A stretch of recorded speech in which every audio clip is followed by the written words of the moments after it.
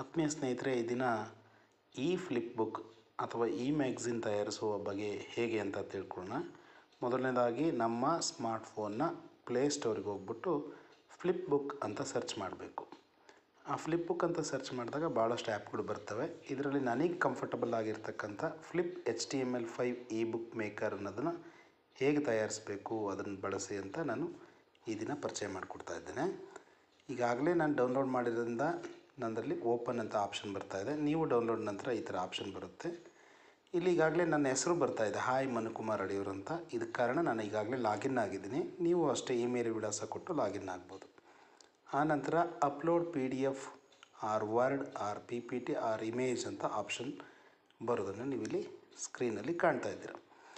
ಆನಂತರ ಅದರ ಮೇಲೆ ಅಪ್ಲೋಡ್ ಮೇಲೆ ನಾವೇನಾದರೂ ಕ್ಲಿಕ್ ಮಾಡಿದರೆ ನಮಗೆ ಬೇಕಾದಂಥ ಫೈಲ್ಗಳನ್ನು ಹೇಗೆ ತಯಾರಿಸ್ಕೋಬೋದು ಅಂತ ನಾವು ನೋಡ್ಬೋದು. ಯೂಶ್ವಲಿ PDF ಬಳಸೋದು ಉತ್ತಮ ಅಂತ ನನ್ನ ಭಾವನೆ.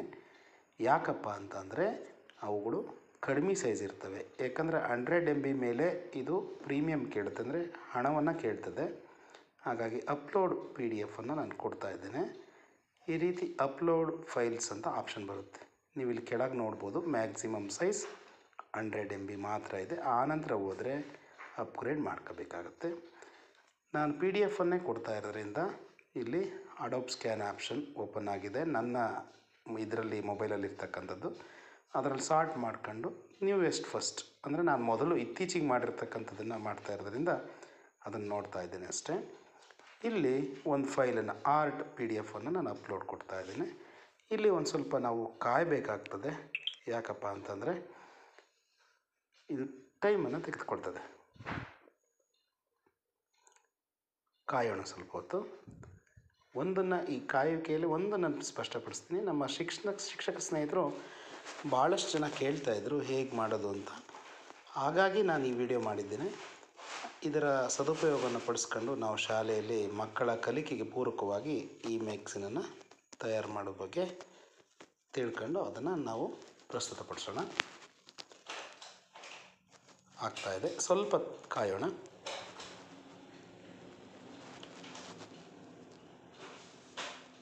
ಆಯಿತು, ಓಕೆ.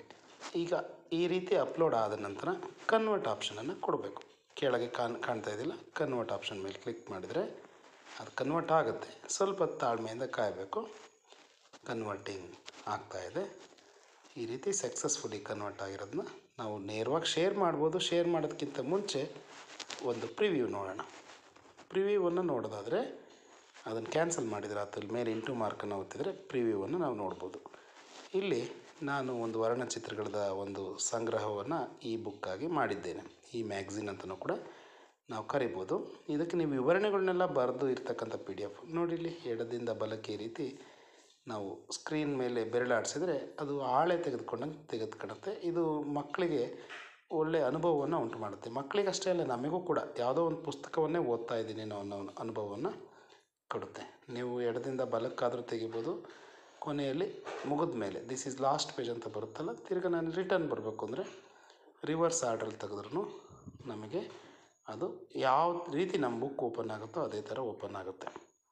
ಇದನ್ನು ನಮ್ಮ ಶಾಲಾ ಈ ಮ್ಯಾಗ್ಝಿನ್ ತಯಾರಿಸಲಿಕ್ಕೆ ಈ ಆ್ಯಪನ್ನು ಬಳಸ್ಕೊಂಡು ಸುಲಭವಾಗಿ ನಾವು ಫ್ಲಿಪ್ ಬುಕ್ಕನ್ನು ತಯಾರಿಸ್ಬೋದು.